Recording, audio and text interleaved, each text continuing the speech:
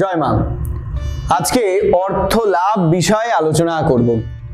আর্থিক সংকটে যদি জর্জরিত হয়ে থাকেন, ব্যবসা হোক, কর্মক্ষেত্র হোক, অর্থাৎ অফিস কাজ কর্মের ক্ষেত্র হোক অথবা ব্যবসা বাণিজ্য হোক, যে কোনো ক্ষেত্রেই হোক না কেন, আর্থিক সংকট যদি থাকে, অর্থ সমস্যায় যদি পীড়িত থাকেন, তাহলে এই ভিডিওর মাধ্যমে নিশ্চিত রূপে সেই অর্থ সংকট বা অর্থ সমস্যার হাত থেকে নিবৃত্তির জন্য আপনারা উপাচার পাবেন, তথ্য পাবেন। তাই আজকের ভিডিও আর্থিক সংকট কাটানোর জন্য।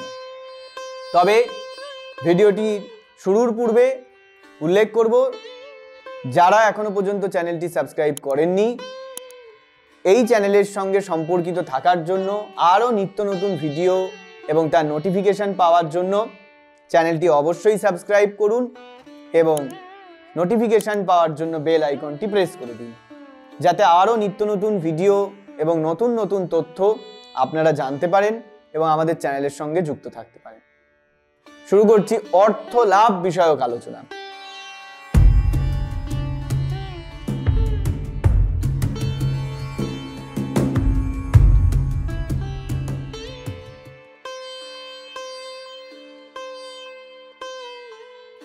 আমাদের বর্তমানে বেঁচে থাকতে গেলে সর্বাপেক্ষা অর্থের প্রয়োজন সবার ক্ষেত্রেই রয়েছে, সবার জন্য রয়েছে।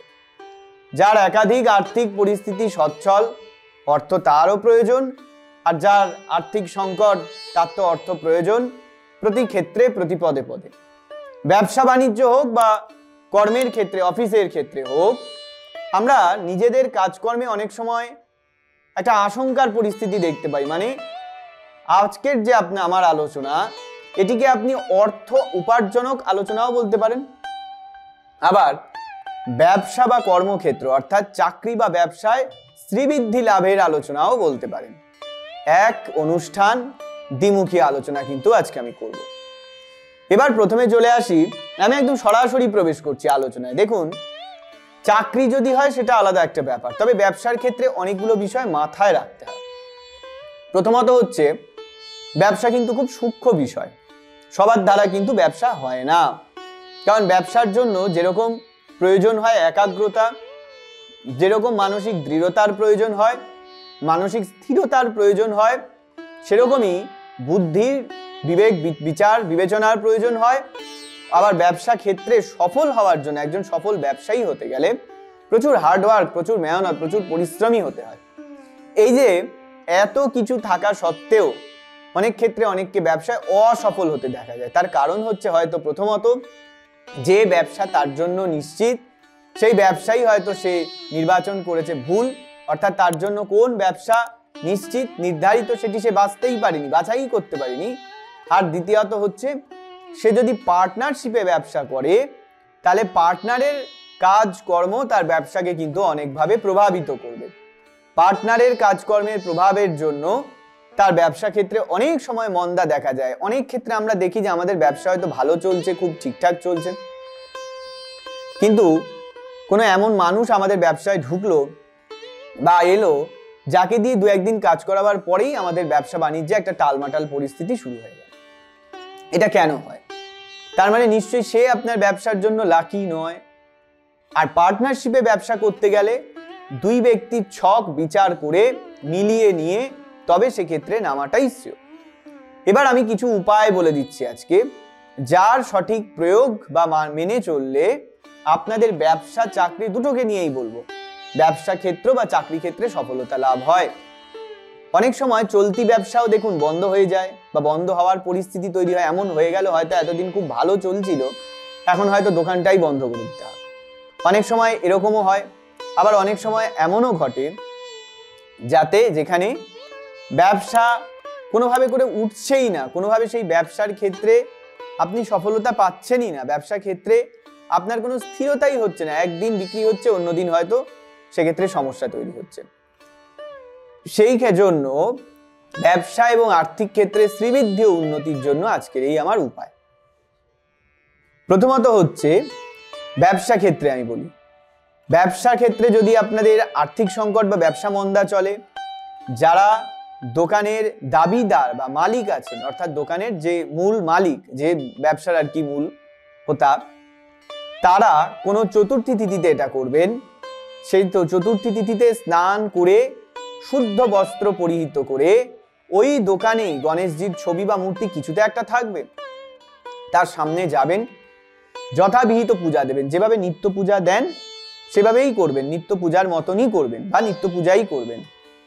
এই নিত্য পূজা সম্পন্ন করে গণেশজির ছবির সামনে বা মূর্তির সামনে হাত জোর করে দাঁড়িয়ে বলবেন যে আমি বা আমরা, যদি পার্টনার থাকে একাধিক তাহলে সমস্ত পার্টনাররা একসাথেই ব্যবসা এই কাজটি করবেন। যদি একজন থাকে মালিক তাহলে সেই একজন ব্যক্তি এইটি করবেন। কি করতে হবে? হাত জোর করে গণেশজির সামনে প্রার্থনা করবেন যে আমি বা আমরা আপনাকে এই ব্যবসার পার্টনার বানালাম এবং এই ব্যবসার থেকে যা লাভ হবে সারা বছর সেই লাভের একটা শেয়ার, একটা পার্সেন্টেজ আমরা আপনাকেও দেবো। এইটি গণেশজির সামনে বলবেন এবং এটি বলার সাথে সাথে সেই গণেশজিও আপনার ব্যবসার কিন্তু পার্টনার হয়ে যাবে। অর্থাৎ আপনি গণেশকে নিজের ব্যবসার পার্টনার বানালেন এবং গণেশকে বললেন যে আপনার ব্যবসায় সারা বছর যা লাভ হবে সেই লাভের লভ্যাংশ আপনি গণেশজিকে অর্পণ করবেন। এরপর পুরো 1 বছর বাদে যে মোট উপার্জন আপনার ব্যবসার ক্ষেত্রে হবে তার কিছুটা পরিমাণ অংশ বা টাকা হয় আপনি কোনো নিকটস্থ গণেশ মন্দিরে দান করতে পারেন, অথবা গণেশ পূজার দিন সেই অর্থ দিয়ে আপনি গণেশ পূজা করতে পারেন আপনার ব্যবসা স্থলে, অথবা গণেশ পূজার দিন সেই টাকার মূল্যের সমতুল্য আপনারা লাড্ডু সেটি কিনে গণেশজির সামনে ভোগ চড়িয়ে সেটিকে গরিব অনাহারে যারা থাকে বা রাস্তায় যেসব ভিক্ষুকরা থাকে তাদের মধ্যে সেটিকে প্রসাদ হিসেবে বন্টন করুন। এই ক্রিয়াটি করুন, একক ব্যবসা হোক অথবা পার্টনারশিপের ব্যবসা হোক, দুটো ক্ষেত্রেই প্রভাব থাকবে। দ্বিতীয় একটি উপায় বলি, এটি পূর্ণিমার দিন করবেন। পূর্ণিমার দিন 3 টুকরো হলুদ, একটা গোটা হলুদ, কাঁচা হলুদ, সেটাকে 3টে টুকরো করে নেবেন। পূর্ণিমার দিন ওই 3টে টুকরো গোটা হলুদ, বা আপনি গোটা হলুদ 3টে, ওই গোটা হলুদও কিনতে পারেন।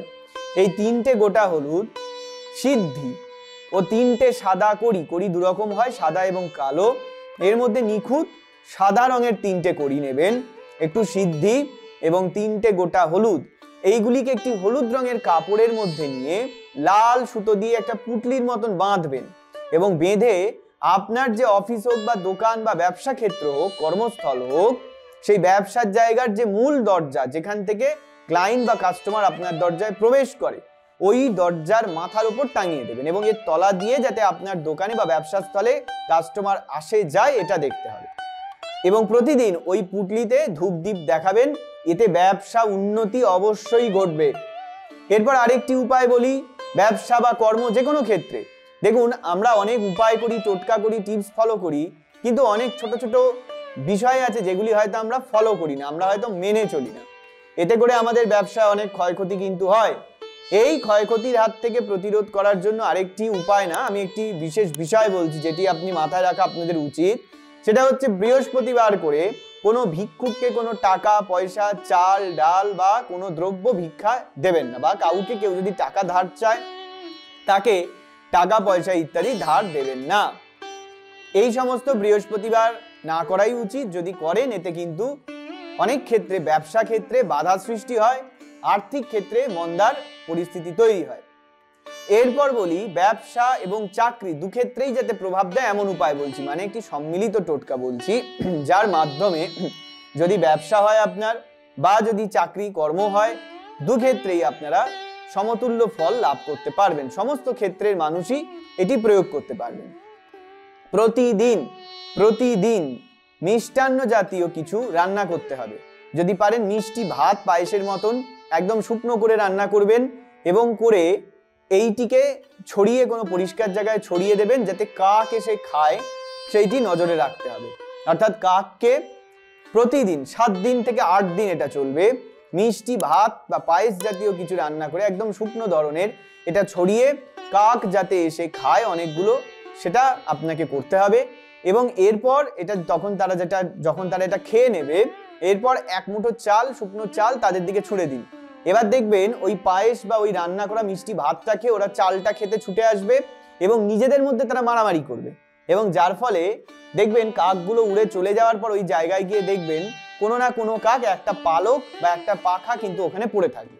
এই পাখা বা এই পালকটাকে সংগ্রহ করতে হবে আপনাকে। আমি যে উপায় বলছি এটা ষটকর্মে খুব উল্লেখযোগ্য উপায়, খুব প্রসিদ্ধ উপায় এবং খুব প্রমাণিত উপায়। এটির মাধ্যমে কিন্তু নিশ্চিত ফল আপনার লাভ হবেই। এটাই মাথায় রেখে খুব সন্তর্পণে এটা করবেন। ওই কাকের ছেড়ে যাওয়া যায় ডানাটা বা পাখাটা, ওই পালকটা তুলে আপনি নিয়ে চলে আসবেন। এরপর ওই পালকটি আপনি রেখে দেবেন এবং কোনো অমাবস্যার রাতে একটু মোম একটু মধু ওই পালকের সঙ্গে একত্রে মাখিয়ে তারপর সেটা রোদে ফেলে একদম শুকিয়ে নেবেন এবং একদম শুকনো একটা ধাগার মতন সেটা তৈরি হয়ে যাবে। এরপর ওই শুকনো পালকটি সদা সর্বদা নিজের ব্যাগে বা নিজের কাছে রাখবেন এবং বিশেষ কোনো আপনি ব্যবসার চুক্তি ডিল সই করতে যাচ্ছেন, বিশেষ ব্যবসার কোনো কাজে যাচ্ছেন, কর্মক্ষেত্রে কোনো বিশেষ ডিল রয়েছে, কর্মের ক্ষেত্রে কোনো বিশেষ মিটিং রয়েছে, কর্মের ক্ষেত্রে অফিসে কোনো বিশেষ কাজের উদ্দেশ্যে আপনি যাচ্ছেন, অর্থাৎ বিশেষ কোনো আপনার কোনো বিষয় রয়েছে যেটা সম্পন্ন হলে আপনি অনেক লাভবান হবে, সেই সময় ওই যে প্রস্তুত করেছিলেন যে কাকের পাখাটি পাখনাটা ওইটিকে সাথে করে নিয়ে যাবেন। দরকার হলে ছেলেরা ডান আর মেয়েরা বাম হাতে কালো কারবা ধাগা দিয়ে ওইটিকে বেঁধে আপনারা যাবেন। এতে দেখবেন অনেক ক্ষেত্রে শুভ ফল আপনি লাভ করতে পারেন। এরপর বলি নীল রঙের গণেশ। আমি কর্মক্ষেত্রের জন্য আরেকটি উপায় বলছি। নীল রঙের গণেশ পূজায় কর্মক্ষেত্রে উন্নতি ও শ্রীবৃদ্ধি লাভ হয়। কর্মক্ষেত্রে যাদের সমস্যা চলছে, মানে কর্ম বলতে শুধু অফিস বোঝায় না, কর্ম বলতে মানুষ জন্ম থেকে মৃত্যু অবধি যা কিছু করে সবই সেই কর্মক্ষেত্রের মধ্যে থাকে। তাই কর্ম যে কোনো প্রকার হোক, কর্মক্ষেত্রে যাদের সমস্যা চলছে সেই কর্মক্ষেত্রে সমস্যা নিবৃত্তি হোক, অফিস চাকরি বাকরি কাজ কর্ম যে কোনো ক্ষেত্রে হোক, সেই সমস্যা সেই সংকট দূর করার জন্য, কর্মক্ষেত্রে উন্নতি লাভ করার জন্য আপনারা নীল রঙের গণেশ যদি না কিনতে পান, যে কোনো গণেশের মূর্তি সেইটি নীল করে নেবেন। সেই নীল রঙের গণেশ যদি আপনারা বাড়িতে স্থাপন করে বা কাজের জায়গায় স্থাপন করে তাকে প্রত্যহ দুর্বা সহযোগে বিধিবৎ পূজা করতে পারেন, তাহলে তাতে কি হবে, আপনাদের কর্মসিদ্ধি হবে, অর্থাৎ কাজের যে অসুবিধাগুলি চলছিল সেই সমস্যা সেই অসুবিধাগুলি দূর হবে, চাকরি ক্ষেত্রেও বিশেষ উন্নতি লাভ হবে। এরপর কার্যসিদ্ধির উপায় বলছি। কার্যসিদ্ধি মানে সেটা কর্মক্ষেত্র হোক, সেটা ব্যবসা ক্ষেত্র হোক, সবকিছু আমি বললাম তিনটে উপায় শেষের দিকে আমি বললাম। একটা কাকের পাখা দিয়ে বললাম, একটি নীল গণপতি দিয়ে বললাম, এবার আবার বলছি একটি উপায়।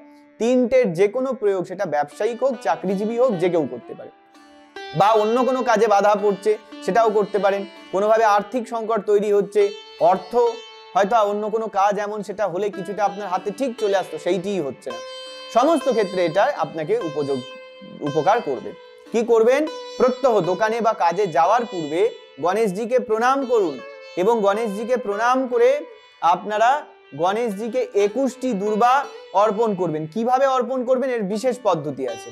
গণেশজির ভুঁড়িতে ওই 21টি দুর্বা দিয়ে সুড়সুড়ি দেবেন এবং তারপর সেটি তার সুরে অর্পণ করে হাত জোর করে প্রার্থনা করে আপনার মনস্কামনা জানিয়ে আপনি চলে যাবেন। এরপর বলছি আরেকটি উপায়, প্রত্যহ ভোরবেলার থেকে, এটি ব্যবসা উন্নতির জন্য বলছি, ভোরবেলা ঘুম থেকে উঠবেন, উঠে যদি পারেন ব্রহ্ম মুহূর্তে উঠবেন, উঠে স্নান করে শুদ্ধ বস্ত্র পরিধান করবেন। পরিধান করে স্ত্রী পুরুষ সকলে করতে পারেন। পরিধান করে 1 ঘটি গঙ্গা জল নেবেন তামার ঘটিতে, তাতে 5টি নাগকেশর ফুল, এটি দশকর্মায় কিনতে পাওয়া যায়, 5টি নাগকেশর ফুল, 5টি ফুলযুক্ত গোটা লবঙ্গ, 5টি হলুদ গাঁদা ফুল বেটে তার রস একটা সাদা কাপড় দিয়ে ছেঁকে নেবেন এবং 5টা হলুদ গাঁদা ফুল, সমস্ত দ্রব্যগুলি ওই জলের মধ্যে মেশাবেন এবং ওই মিশ্রিত দ্রব্য দিয়ে বাড়িতে যে শিবলিঙ্গ আছে তার মাথায় একটি বিল্লপত্র জ্ঞাপন করবেন, মানে বিল্লপত্র দান করবেন, দেবেন। এবার ওই বেলপাতার ওপর দিয়ে ওই ঘটিতে তৈরি যে মিশ্রণ সেটা দিয়ে মহাদেবের মাথায় ঢেলে তাকে অভিষেক করাবেন। ওম নমঃ শিবায় শিব পঞ্চাক্ষরী এই মন্ত্রেই তার অভিষেক করবেন। এরপরে পরিষ্কার জল দিয়ে তাকে ধুয়ে মুছে আসনে তুলে রাখবেন এবং যথাবিহিত যা পারবেন যথাশক্তি যেমন নিত্য পূজা করেন সেইভাবে পূজা করবেন। এইবার এখানে একটা কথা বলবো, অনেকে একটা বিরাট বড় ভুল করে, তারা 1 ঘটি কলের জল, পুকুরের জল, বিশুদ্ধ জলে একটু গঙ্গা জল মিশিয়ে নেয়, মনে করে গঙ্গা জল একটু যে কোনো জলে মিশিয়ে নিলেই সেটা গঙ্গার জল হয়ে যাবে। আসলে শাস্ত্র তার বিরুদ্ধ কথা বলছে। শাস্ত্রে বলা হয়েছে এইরূপ কাজের ফলে ওই জল, ওই দ্রব্য, তা গঙ্গা জল তো হলোই না, তা সারমেয় মূত্রে পরিণত হলো। সুতরাং সেটা কিন্তু কোনোভাবে আর শুদ্ধ থাকলো না, ওটা অশুদ্ধ অশুচি জলে পরিণত হলো। অনেক ক্ষেত্রে অনেকের বাড়িতে পূজা করতে গিয়ে পুরোহিতদেরও দেখা যায় যে গঙ্গা জলের মধ্যে, অনেক ক্ষেত্রে দেখা যায় আমাদের স্থানীয় পুরোহিতরাও এই কাজ করেন, কোষাকুষিতে গঙ্গা জলের সাথে অন্য জল মিশ্রিত করেন। এতে সেই জল গঙ্গা তুল্য তো হয়ই না, উপরন্তু সেই জল সারমেয় মূত্রে পরিণত হয়। তাই এরূপ ক্রিয়া করার থেকে বিরত থাকতে হবে। গঙ্গা জল দিয়ে পূজা করলে পূর্ণ গঙ্গা জলে পূজা, আর যদি বিশুদ্ধ জলে পূজা হয় তাহলে পূর্ণ বিশুদ্ধ জলের ব্যবহার করতে হবে। এবং এই দ্রব্য দিয়ে মহাদেবকে যেমনটি আমি বললাম শিবলিঙ্গে স্নান করিয়ে আবার বিশুদ্ধ জল দিয়ে তাকে ধুয়ে মুছে আসনে তুলে ফুল ধূপ দীপ সমস্ত কিছু দিয়ে তাকে অভিষেক করতে হবে, তাকে পূজা করতে হবে, যথাবিহিত পূজা করবেন। এবং এই যে তার স্নানের জল ও দ্রব্যটি তৈরি হলো, এটি তুলসী জাতীয় বা কাঁটা জাতীয় কোনো গাছ বাদ দিয়ে বাড়ির বাস্তুর যে কোনো গাছের গোড়ায় ফেল। এতে করে ব্যবসা উন্নতি ও শ্রীবৃদ্ধি হবে। এইবার আরেকটি উপায়তে চলে আসি। কর্মক্ষেত্রে কর্মপ্রাপ্তিতে যাদের সমস্যা হচ্ছে, দিনের পর দিন নানান জায়গায় ইন্টারভিউ দিচ্ছেন কিন্তু কাজ পাচ্ছেন না, বা পেলেও সেটা কেটে যাচ্ছে, স্থায়ী হচ্ছে না, এই কর্মপ্রাপ্তির ক্ষেত্রে একটি সমস্যার সমাধানের জন্য একটি উপায় বলছি। এটা শ্রাবণ মাস থেকে শুরু করবেন এবং শ্রাবণ মাসেই শেষ করবেন। পুরো শ্রাবণ মাস ভর প্রতি সোমবার নিজের হাতে যে ব্যক্তি বারবার কর্মপ্রাপ্তির জন্য ইন্টারভিউ দিচ্ছে, পরীক্ষা দিচ্ছে কিন্তু কোনোভাবে সফল হতে পারছে না, সেই অসফলতাকে কাটিয়ে উঠার জন্য সেই ব্যক্তি নিজের হাতে শ্রাবণ মাসে পরমান্ন অর্থাৎ পায়েস তৈরি করবে, রান্না করবে। এবং সেই পায়েস বা পরমান্ন তৈরি করে সেই পায়েস বা পরমান্নটি একটি রূপোর পাত্রের মধ্যে ধারণ করবে, সে রূপোর পাত্রের মধ্যে ভরবে এবং রূপোর পাত্রে ভরে সেই পরমান্ন নিয়ে যেতে হবে কোনো নিকটস্থ স্থানীয় শিব মন্দিরে এবং সেখানে যে প্রতিষ্ঠিত শিবলিঙ্গ রয়েছে সেই প্রতিষ্ঠিত শিবলিঙ্গে একটি বিল্লপত্র আগে দেবেন এবং সেই নিজের হাতে রান্না করা রূপোর পাত্রে রাখা পরমান্ন দিয়ে তাকে অভিষেক করতে হবে, তার মাথায় সেটি ঢালতে হবে এবং তারপর আবার পরিষ্কার জল দিয়ে তাকে ধুয়ে স্নান করিয়ে পূজা করে তাকে পরিষ্কার করে তারপর তাকে যথাবিহিত উপাচার সহ পূজা করতে হবে। যা পারবেন, যতটা পারবেন, যা যার পক্ষে সমর্থ শক্তি সেই অনুযায়ী তার পূজা পাঠ করে কি করতে হবে, সেখানে মনস্কামনা জানিয়ে দক্ষিণান্ত করতে হবে। এই ক্রিয়া যদি করা যায় প্রতিটি সোমবার নিশ্চিত রূপে, তাহলে দেখবেন কর্মপ্রাপ্তি বা কর্মক্ষেত্রের সমস্যার নিষ্পত্তি ঘটবে। এবার আবার আমি ব্যবসায় ক্ষেত্রে চলে যাই। অনেক ক্ষেত্রে দেখা যায় ব্যবসার কর্মচারীরা হঠকারী কাজকর্ম করে, অর্থাৎ ব্যবসার যে ঊর্ধ্বতন কর্তৃপক্ষ আছে সেই ঊর্ধ্বতন কর্তৃপক্ষ সঙ্গে অধস্থানীয় কর্তৃপক্ষের একটা সমস্যা তৈরি হয়। অর্থাৎ উচ্চ স্তরের যারা থাকে তাদের সাথে লোয়ার যেসব লেবার্সরা থাকে তারা হয়তো অনেক সময় কাজকর্ম করতে চায় না, বা অনেক সময় অনেক এমন কাজকর্ম করে যার ফলে কাজের অনেক সমস্যা তৈরি হয়, যার ফলে মালিক এবং শ্রমিকের মধ্যে দ্বন্দ্ব তৈরি হয়। এর জন্য একটা নিষ্পত্তির একটি উপায় বলছি। এটি যে কোনো শনিবার থেকে করবেন। যে কোনো শনিবার দিন ঘোড়ার পায়ের যে খুর বাজারে বিক্রি হয় সেটি যাতে আসল খুর হয় তাহলেই সেটি কাজে দেবে। বর্তমানে আসল নকলের একটা ধোঁয়াশা রয়েছে যদিও। শনিবার দিন ওই ঘোড়ার পায়ের খুর নিয়ে, সেটা মোষের যে দুধ হয়, গরুর দুধ নয়, মোষের যে দুধ হয় সেই মোষের কাঁচা দুধ দিয়ে সেটিকে ভিজিয়ে রাখবেন কিছুক্ষণ। ভিজিয়ে রাখার পর সেখান থেকে সেটিকে তুলে একটি পাত্রে গঙ্গা জল দিয়ে সেটিকে কিছুক্ষণ ভিজিয়ে রাখতে হবে আবার পুনরায়। এরপর সেইটিকে তুলে নিয়ে যে আপনার কারখানা, যে আপনার ব্যবসাস্থল, যে আপনার কর্মস্থল, সেখানে মূল যে সদর দরজা, যে দরজার মধ্যে দিয়ে সবাই প্রবেশ করে, সেই দরজার ওপর ওটিকে টাঙিয়ে দিতে হবে বা ওটি লাগিয়ে দিতে হবে। এবং বাড়ির ক্ষেত্রেও যদি হয়, বাড়িতে যদি ব্যবসা কর্মের জায়গা হয় তাহলে সেই বাড়িতে আপনারা মূল সদর দরজার উপরে সেটিকে লাগিয়ে দেবেন বা টাঙিয়ে দেবেন। এতে করে সেই সমস্যারও সমাধান হবে এবং নজর দোষ যদি লেগে থাকে সেই নজর দোষেরও নিষ্পত্তি কিন্তু ঘটবে। এরপর আমি চলে যাব পরবর্তী টোটকায়, পরবর্তী উপায়তে। এটা দোকানের জন্য বলছি মূলত।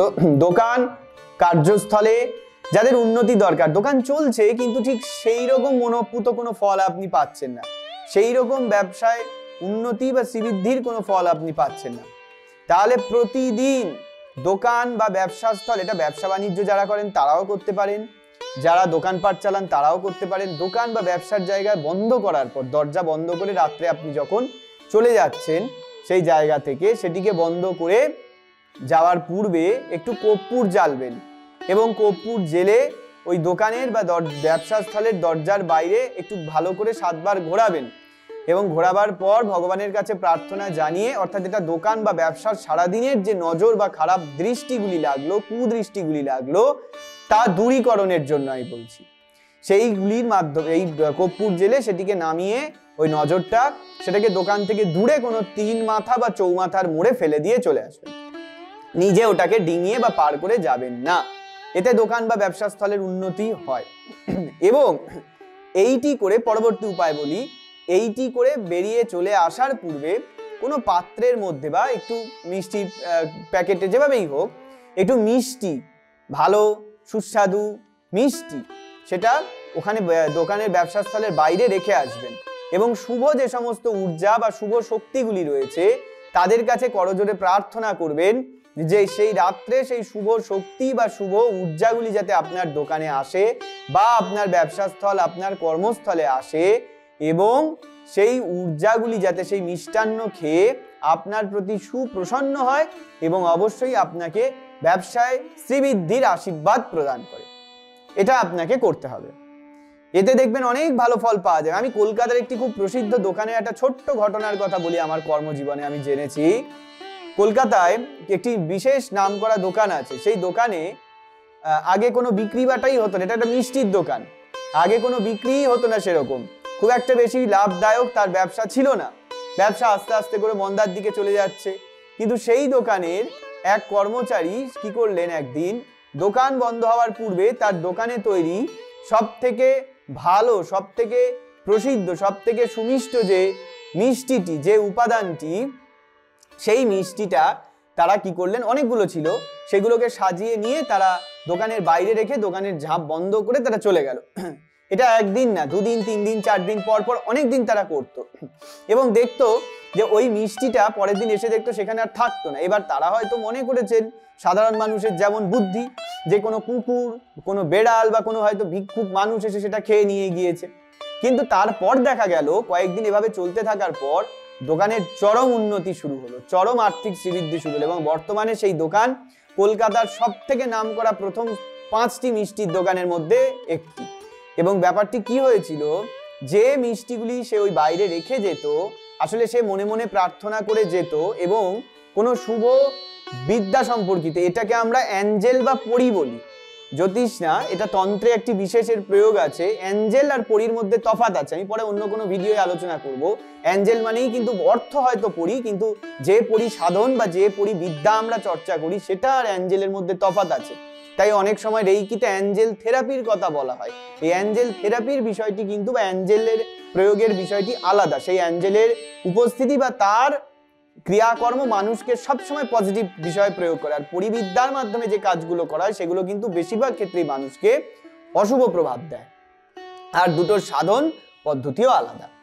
এই যে অ্যাঞ্জেল আসতো, সেই অ্যাঞ্জেল ওই মিষ্টিগুলি খেয়ে বা তাদের গ্রহণ করে, সে খেত কি গ্রহণ করতো সেটা তো আমরা দেখতে পাচ্ছি না, কোনোভাবে সেটি গ্রহণ করতে এবং তাতে সে তুষ্ট হয়ে তাদের দোকানে শ্রীবৃদ্ধির আশীর্বাদ দিয়ে যেত। এবং সেই দোকান কলকাতায় বর্তমানে উপস্থিত, আর তারা আজও সেই নির্দিষ্ট রীতিতে সেই দোকানের বাইরে ওইভাবেই মিষ্টি রাখে, যেটা প্রতি রাতে নিমেষে উধাও হয়ে যায়। বাস্তবে আমাদের দুনিয়ায় বা দেশে এমন অনেক ঘটনা ঘটে যেগুলির হয়তো কোনো বিজ্ঞানগত ভিত্তি নেই, যেগুলির কোনো উপযুক্ত তথ্য, কোনো ইতিহাস নেই, কিন্তু এগুলি বরাবর মানুষকে আশ্চর্যচকিত করে এসেছে এবং নানান সময় পজিটিভ নেগেটিভ বিভিন্ন প্রভাব কিন্তু দিয়ে এসেছে। তাই অবাক হবার কিছু নেই, এখানে অনেক ক্ষেত্রে অনেক শক্তি, অনেক ঊর্জা রয়েছে, যেগুলি মানুষকে কিন্তু বিভিন্ন ক্ষেত্রে সহযোগিতা করে, বিভিন্ন সাহায্য করে এবং তার দ্বারা তারা উপকৃত হয়। আমি একদম শেষের একটি উপায় বলে দিই আপনাদের, আবার ব্যবসা বা দোকানের ক্ষেত্রেই বলবো।